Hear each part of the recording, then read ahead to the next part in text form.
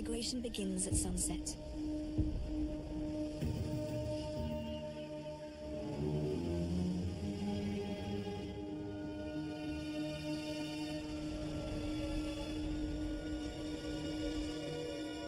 Thousands of Cape fur seals gather in the shallows and prepare for the run to offshore feeding grounds. But the seals are wary. They know what lies in wait.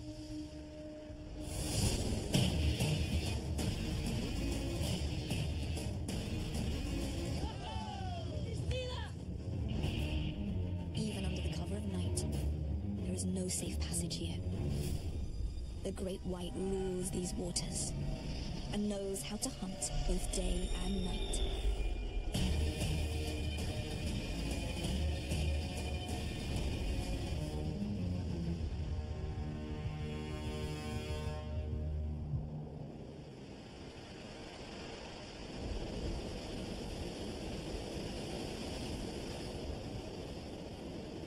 The city of Cape Town, South Africa, is winding down for the night. But on a nearby island, the action is just starting.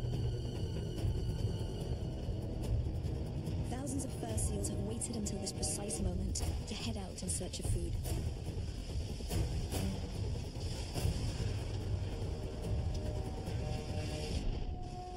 Here comes some seals on our right. 9 years ago, photographer Chris Fallows used the most advanced night vision cameras available at the time to film one of these runs. We've got an incoming seal here, about 50 meters off. Fallows couldn't believe what happened next. Oh my God. The great white attacks in total darkness. Unbelievable! That was wild! It was the first time these white sharks had ever been observed hunting at night. Well, this definitely shows that they're active at night out here. Another incredible breach. An unforgettable discovery that had Fallows intrigued about the nighttime habits of the great white.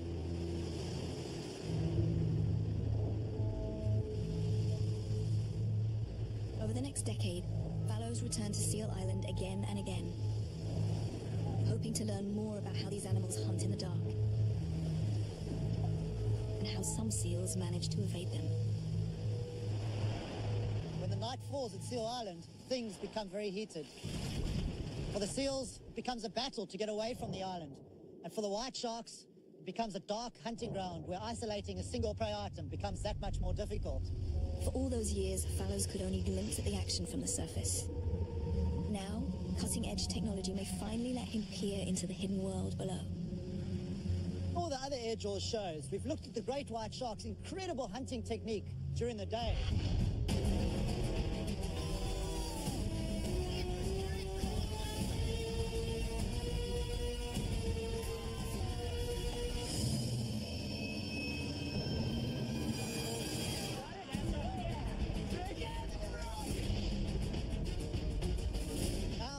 Peel back the veneer of darkness and see what they're doing at night to really find out exactly how they go about locating, catching, and in some cases killing their prey.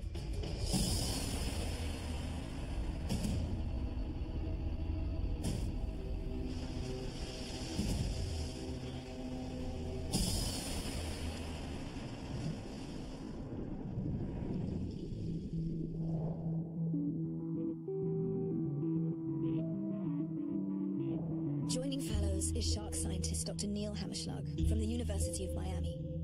Their plan? To follow South Africa's great whites by night, from full moon to full moon, and unravel the mystery of how and why they hunt in the dark. It's often thought that sharks are more active at dusk hours, where they may have a visual advantage over their prey. However, there's very few studies that have actually looked at that. Here, we're actually testing that phenomenon with white sharks and Cape fur seals. In the past, the team relied on a grainy night vision scope to film in the dark. Now, they're armed with a revolutionary new camera so advanced, it can capture full-color HD imagery even when it's pitch black. The low-light capabilities of the cameras that we're using really allow us to, for the first time, effectively see at night like we see at day.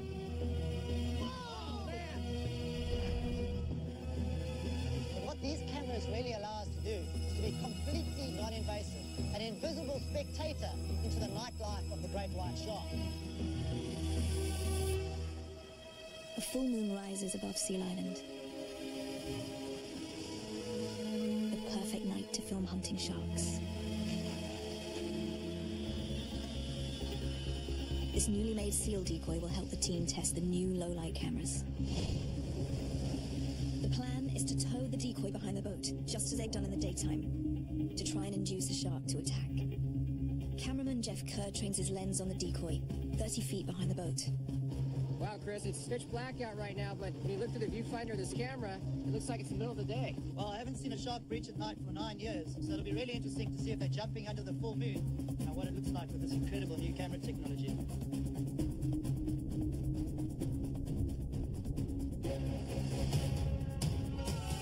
That was unbelievable! Wow, that looked insane. What did it look like on the camera? It looked like it was the middle of the day. It was incredible. You gotta play that back. The shark hits the decoy with only the moon to light the way. That was incredible! To see one of these sharks breaching with only the light of the moon. Just an amazing advancement in technology when we compare this to those grainy green images we had 9 years ago. I really think these new cameras are going to allow us to see into the nighttime world of the great white shark like never before. The moon controls the tides, and fishermen are sure it affects the feeding habits of fish as well. Could the moon also influence great white's hunting tactics? They're really interested to find out if there's a difference between white shark hunting during new moons and full moons. In particular, if the light from the full moon allows that shark to have that visual advantage over that seal, so that the sharks can look up and see the seal silhouetted in the moonlight, thereby take advantage and launch strikes.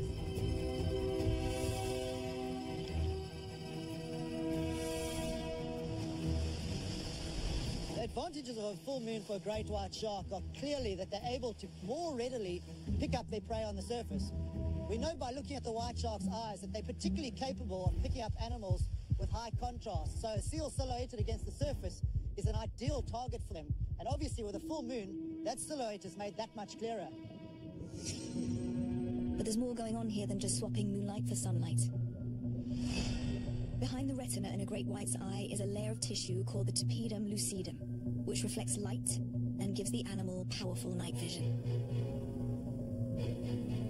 The shark has other weapons to work with too. In darkness, it can detect the sound and vibration of its prey with its ears, lateral line, and ampullae of Lorenzini. These are little jelly-like sacs embedded in its snout. Is any one of these senses dominant? Which does the shark rely on more?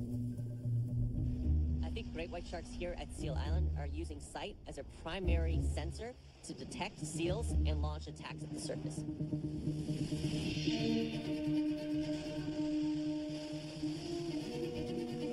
Neil really believes that the sharks are relying more on vision than any other sense to kill their prey. Whereas I believe that sound and vibration are the primary cues for the white shark to find, locate, and capture its prey. To test both ideas, the team will deploy two very different decoys.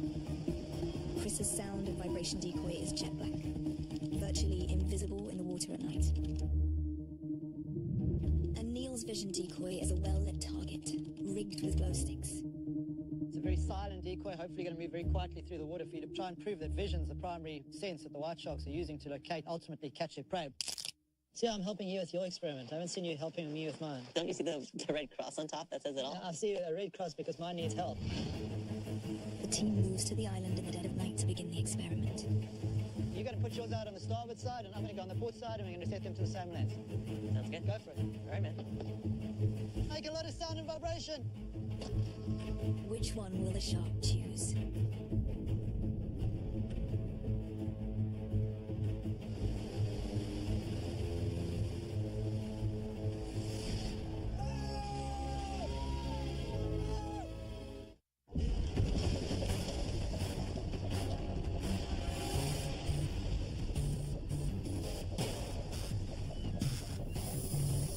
It's 4 a.m. at Seal Island, South Africa.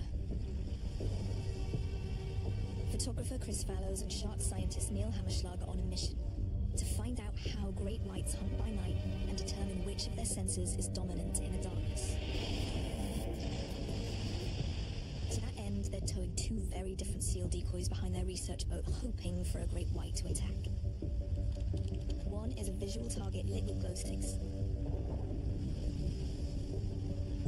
The other is a noisy target, an invisible decoy that generates a lot of turbulence and vibration. Jeff Kerr is again behind the camera. Nighttime at Seal Island is pitch black. I mean, it's so dark you can't see your hand in front of your face until you look into the viewfinder of one of our new cameras and you see the seal decoy and it looks like high noon.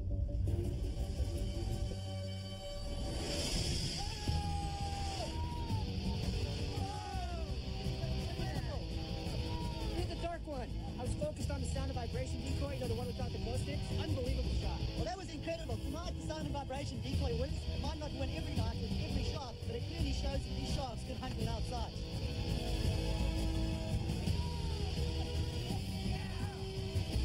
For me, sound and vibration are the primary cues that the great white shark initially uses to locate and find its prey.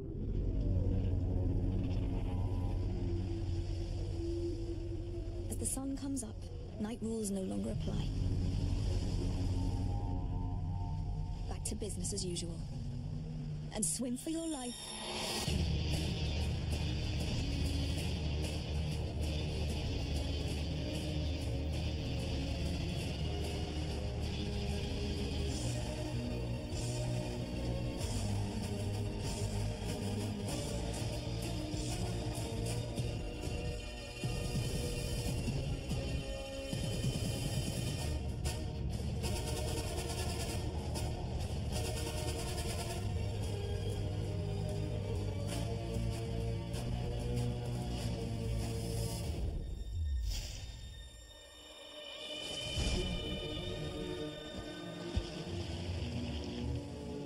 And Kerr have been watching sharks and seals here in daylight for a long time.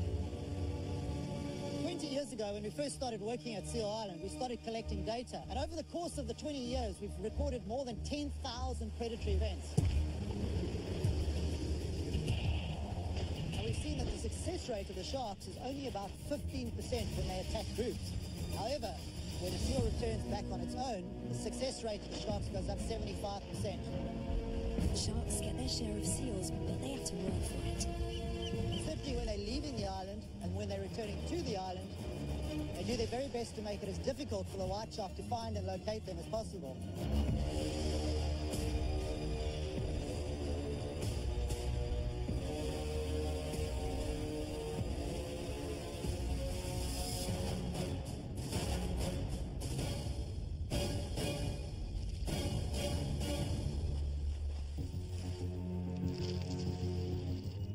In daytime, there are 25 to 30 sharks lurking in a small area at the southern tip of the island. But there could be a completely different group that specializes in hunting in the dark. The Night Stalkers of Seal Island. At Seal Island, there's a lot of hunting sharks, and competition is probably high. It's very possible that certain individuals that are specializing hunting seals at nighttime at Seal Island might actually be reducing competition among individuals, giving themselves an advantage.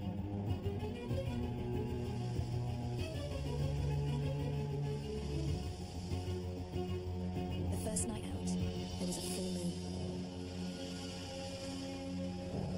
Now the team wants to see how sharks and seals behave when there's almost no light from above. On a moonless night, the seals are more difficult for the sharks to spot. And the seals seem to know it. Fallows believes a huge group is about to head out on a feeding run.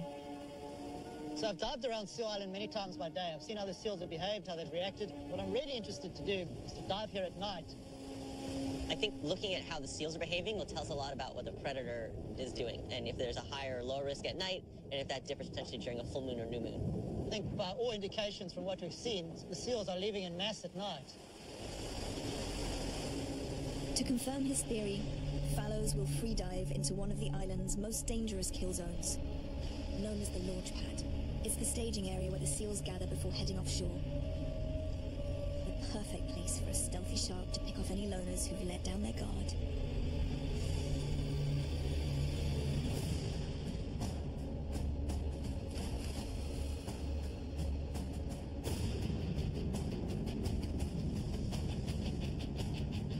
Rank upon rank of seals line up in the shadows and prepare to leave the island in complete darkness, with no moon to guide them.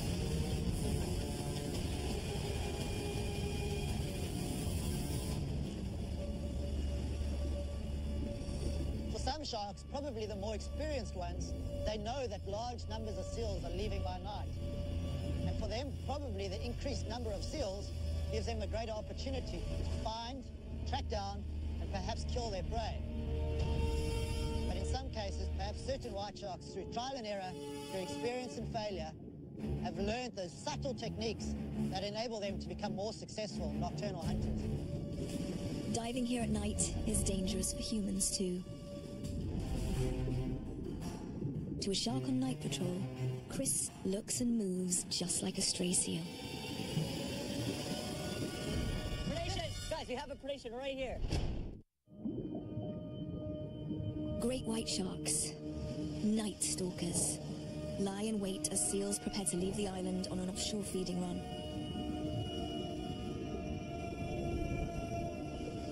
It's an unseen battleground down here that Chris Fallows is determined to explore.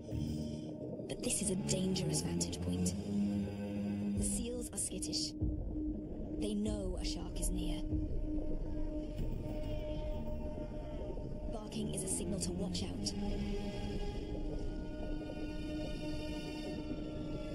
Moon or no moon, it doesn't seem to matter. The sharks are in full hunting mode. Predation! Guys, we have a predation right here. Keep fielding right at it. Did you get that? Chris! Can you guys see him? We gotta get Chris back in the boat. Okay, I see his flashlight. He's next to the seals.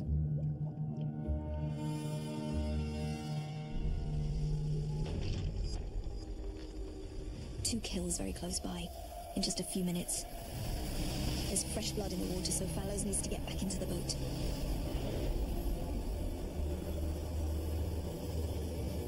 He's a sitting duck. And the shark could be anywhere right now.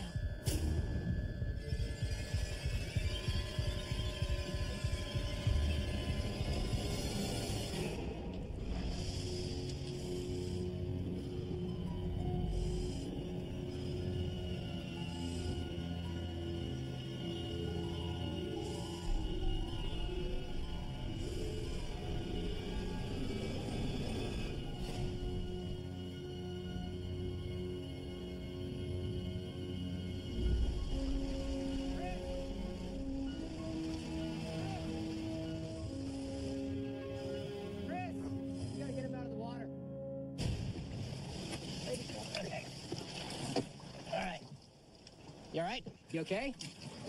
Yeah. You see the shark down there? Well, I could hardly see a thing down there. Well, I figured when all the seals scattered and darting away from me that something was going on. There's a couple predations right around here. Well, I definitely won't be doing that again. A little bit shaky. Yeah. The attacks go on, day and night, moon or no moon, which means Seal Island is under siege 24/7. Ravaged survivors, many of them mortally wounded, are a reminder that the only safe place is on the island itself. Fallows and Hammerschlag are eager to know how round-the-clock threats are affecting the seals' behavior and their well-being. Now there may be a new way to measure that stress. So to do that, we're doing something pretty unique. We're going out and we're actually collecting seal fecal samples and analyzing that data in the lab to see if sharks are affecting what stress levels they're under. The inexperienced pups are the most vulnerable.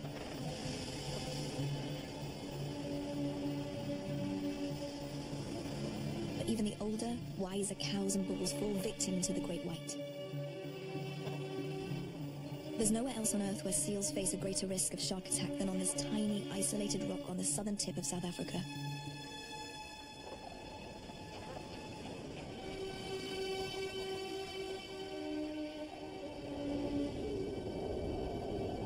Fallows and Hammerschlag are still on the island as night falls, and they watch the seals get ready to head off.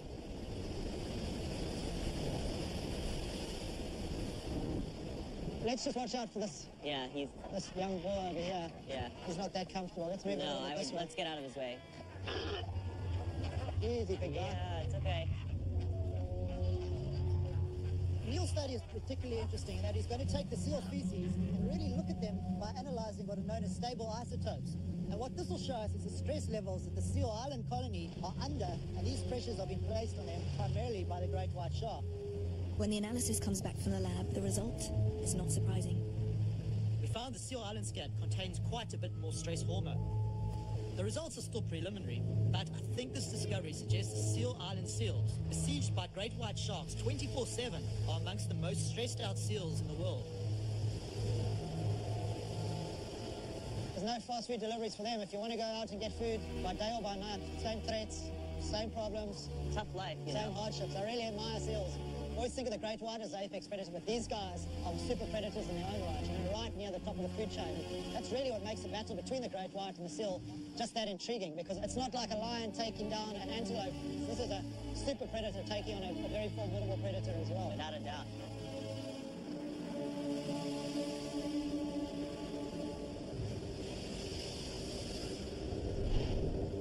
Another month has gone by, and tonight there will be another full moon over Seal Island.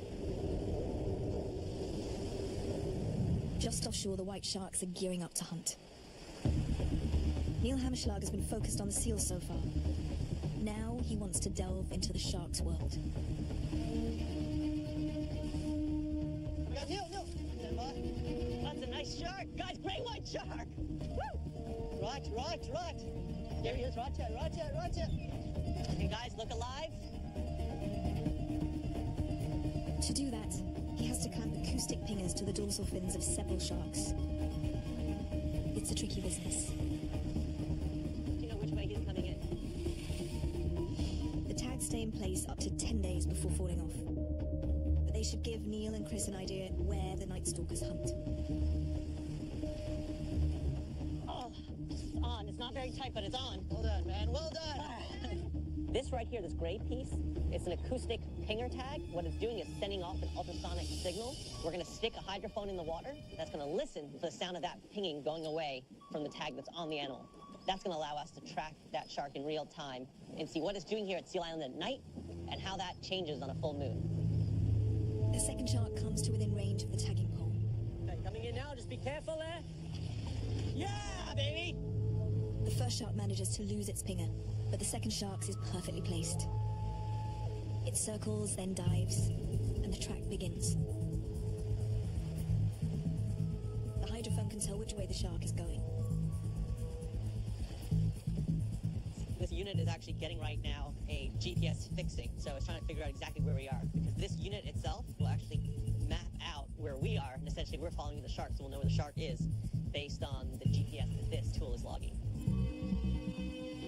Make a 180. And going to starboard, 180. We're right on it. He's probably right under us. I wonder who's following who.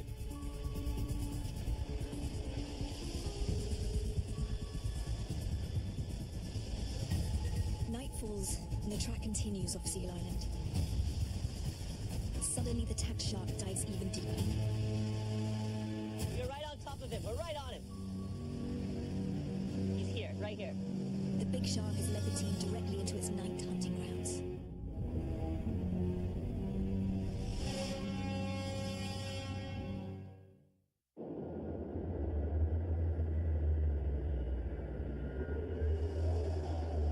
A team of shark experts has discovered that great whites hunt both day and night. Oh my gosh, look at the moon. But they don't need the moon. They can strike just as well using only their extreme sensitivity to sound and vibration. Still, the sharks are more likely to hunt under a full moon. Like the one this night. They can use their special night vision eyes and see the seals silhouetted in the moonlight. The seals can't see them coming in the dark. So during a full moon, smart seals stay put on the island. They seem to know the brighter the moon, the greater the risk. Now Neil and Chris want to find out where the sharks go after dark, and if they take a different approach to stalking the island at night. Now let's try this area here. This is a typical transit path of the seals. I think this is probably a good spot where we'd expect to find the shark if they're hunting at this time. I haven't seen too many seals, so who knows if the sharks are around here?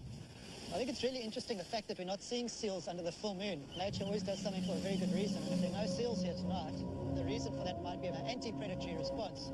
Times are out here, certainly when it's pitch black out, you just see seals everywhere. They certainly could be using the cover of darkness to avoid predation. Neil and Chris believe this area off the island's western shoreline is an after-dark hotspot for great whites. It's It's known as Sector 4. Their tack shark has led them right to it. It's definitely moving away from the island now. Well, he's really nearby. He's right here. Just go a bit forward, please. Forward? Yeah. The shark has started to move. Very close to us. Hey, go neutral. Mood is pretty high. And hydrophone, just put it in for another spot check to listen.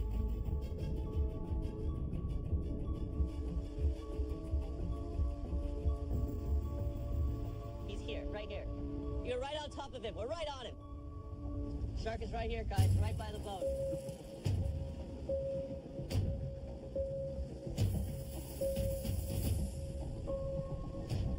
This is the spot where night-hunting white sharks lie in ambush, waiting for the seals to leave the island.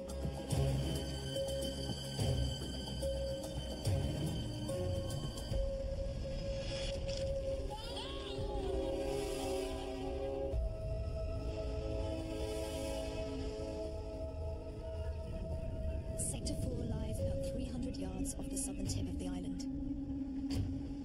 The perfect place to see how the white sharks stalk their prey by night, especially in the critical moments just before an attack. Now, for the first time, they think they have a way to watch sharks on the ocean floor in total darkness by using sonar. I want to connect to it before we stick it in the water. This technology should also reveal what strategies the seals use to avoid attack when passing through Sector 4. Sonar works by sending sound waves through the water. When these waves hit a solid object, like a swimming shark, they bounce back and can be converted into a digital image. Despite a full moon, a group of seals risks a run offshore. Geez, there are a whole mob of them, eh? Like body tongue. Oh my gosh, look how many there are. That's amazing. Oh, that's crazy. The sonar reveals that the seals are swimming about 20 feet underwater. Smart. This creates less turbulence and sound for the sharks to pick up on. They don't look too scared of sharks right now. No, they don't seem too concerned about sharks right now. Oh, shark, shark, shark, shark. Whoa, look at that. Oh my gosh, look at that animal moving just along the bottom there. That's unreal. Look at the definition. That is incredible. Look how you can clearly see the shape of the shark. You can see the mouth. You can see the cone-shaped head. I mean, not only can you see it's a shark, you can clearly see it's a great white shark. And just to see how it's utilizing the bottom in plain sight for us to see is something that I guess technology is now revealing for the first time. There are plenty of seals within striking distance, but their anti-predator strategy of swimming deep underwater seems to pay off. Without any noisy splashing to hone in on, the shark doesn't even mount an attack. This time, the seals win. Your chain member last, please. There you go, man. The prey may have fled, but the predator's still down there. Now the team prepares for an after-dark descent into the underworld of the great white shark.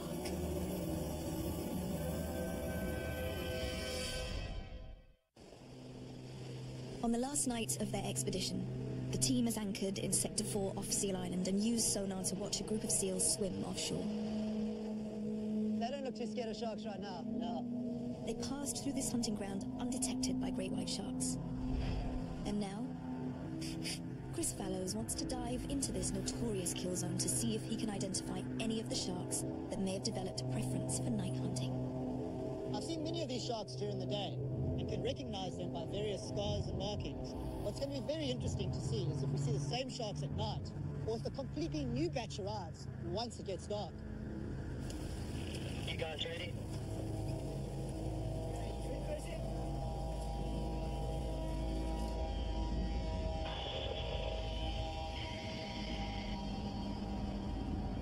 The visibility is very poor, but white sharks don't need to see their prey to kill it. It's so dark, it really is a predator's world. Whoa! Just got one down. Even just only 2 or 3 meters away, I could hardly see the animal. To the human eye, these waters are pitch black, but the low-light camera opens up a whole new world. Can't believe that they can actually see anything. The wind is really bad down here. We suddenly just materialized. Wow, it's right here, right down. I'm sure that they must be relying purely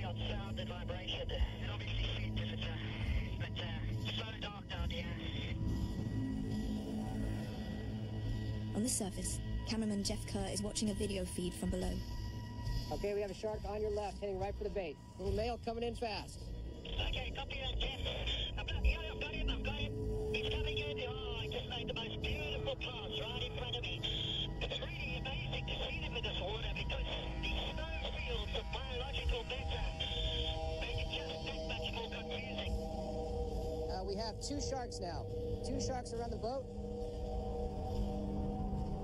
He's staying outside, now he's turning. Turning now about 20 feet out.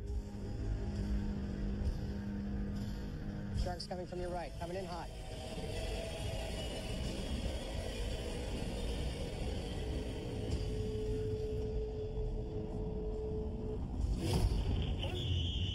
Whoa. Chris, you okay? Looked like the shark tried to get in the cage with you. Chris, do you copy? Are you all right?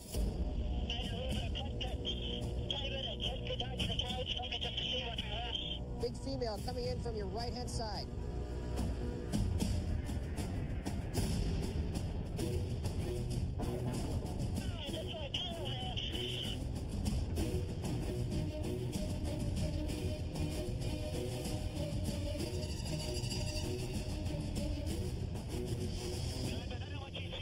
The visibility really is not good. I'm starting to see from one side of the cage to the other. I've got one coming in now.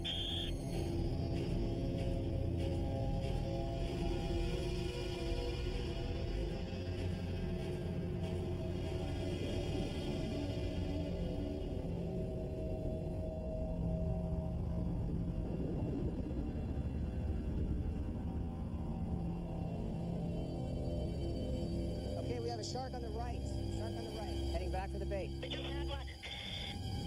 Oh, it's just taking a run for the bait. Hold the house open up.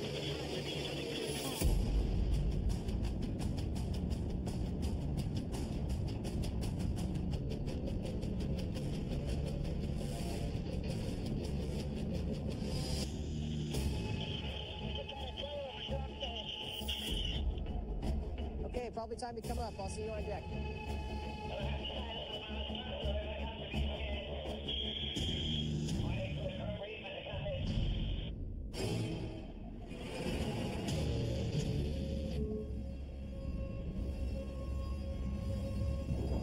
I haven't seen any of these sharks before. And this could be due to the fact that these animals have become specialists. Sharks adapted to feeding in the dark. Nighttime adapted animals, the night stalkers of Seal Island.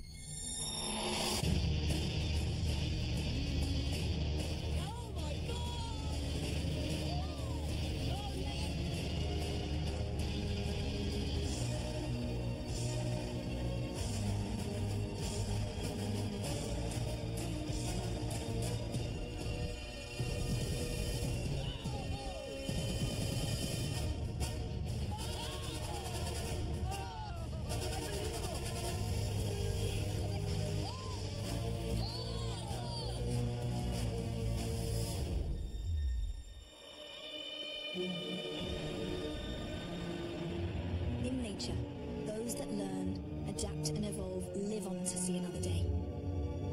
In the case of the great white shark, the ability to continually outsmart its prey and refine the way it hunts over millions of years has made it the apex predator